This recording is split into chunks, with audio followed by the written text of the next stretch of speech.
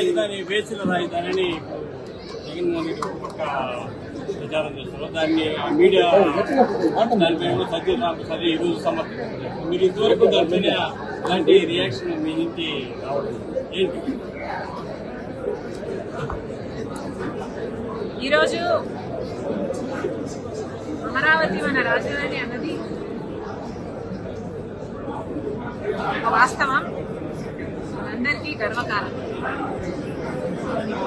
అలాంటిది గత 10 సంవత్సరాలుగా ఆంధ్ర రాష్ట్రానికి ఒక రాజధానియే లేకుండా పోయిన సమయంలో అమరావతి మన రాజధాని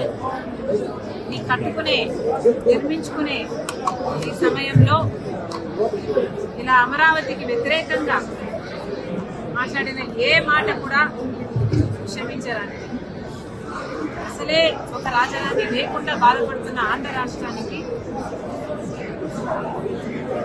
ఇది మరో దెబ్బ లాంటిది.